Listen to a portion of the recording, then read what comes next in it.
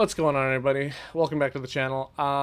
It is good to be back. I know I went on a bit of a hiatus for a little bit of a week, so and I typically don't like to go more than a week without posting something for you guys, but I just started school again, and with my work schedule, I was just a little bit bogged down with everything. So today we're just gonna be going over some bounty hunter highlights from round one and round two of GAC, and a bit of announcement. Well, I don't know if this is really an announcement, but because there's not really any notice, but I'm gonna be going on Twitch tonight, guys. I'm pretty much like 90% set up on Twitch, so we'll be going live around 9 p.m. Pacific or midnight Eastern. I know it's a little bit late. I'm probably not going to stream that late. And if you don't catch tonight's stream, don't worry about it. I'll be streaming again Friday night, and it'll probably be a lot earlier. So I'll let you guys know what time we're gonna go live.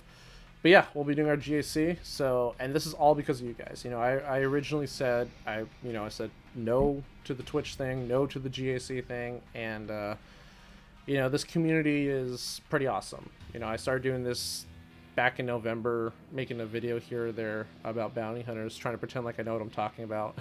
And you guys have shown a lot of support. So I'll definitely I'm down to play ball. I'm down to do Twitch. So just thank you as always, for messaging me on Discord or the comments, even if it's just a simple question, guys. I'm always happy to help, and I love the feedback. So let's get started with some of these highlights. Most of these are full banners. Some of them are 53s. I did have a couple opponents that auto deployed, so I only have 5 clips for you guys, unfortunately, for bounty hunters, because who wants to see auto-deploy teams? So I decided to do Moff Gideon because this Dooku was like the fastest Dooku I've ever seen. It was like 320 or something like that. And I was like, I'm not having it.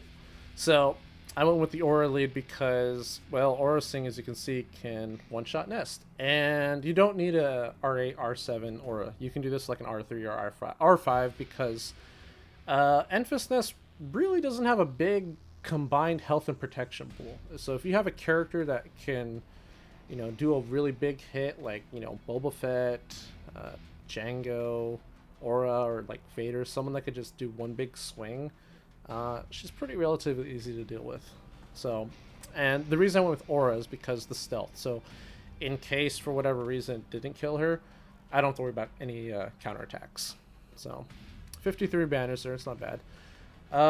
Bosk, Boba, and Dengar. For those of you that don't have Relic Bounty Hunters, this is still a really good team, guys, for defense. Like, if you guys are in those, like, Division 2, 3, 4, 5, 6 brackets, this is an exceptionally good team for defense. Once you get to, like, Division 2 and Division 1, and you start to put relics on these guys, you want to keep them for offense, because they're a great team for max banners.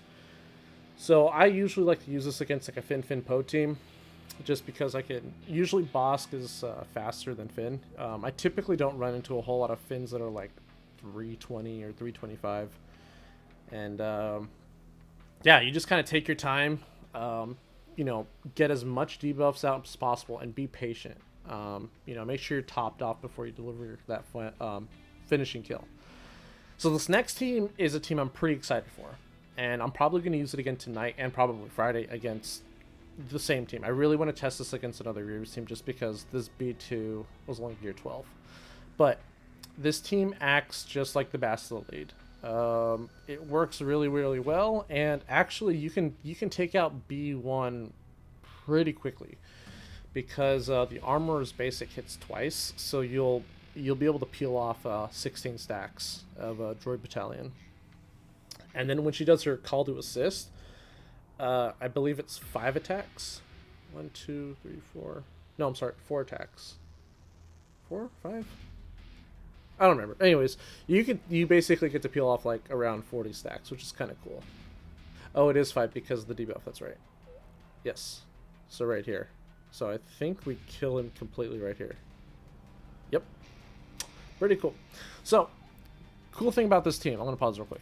So for those of you that aren't familiar with like the mechanics for like banners and like what counts, what doesn't count, even though our protection pools aren't our protection bars, sorry, aren't full, as long as we have this purple protection, we're still going to get full banners for these two characters. Because the way GAC counts it is they count it as if you have full max health and protection. The purple is 200% bonus protection that can't be dispelled, and we get it because of the armor's leadership. So as long as we still have that purple, we're still good for full banners. And because Mando has the 3 stacks of Beskar armor, he's constantly recovering 30% protection at the end of each of his turns, which is kind of neat. So we got a 54 right there.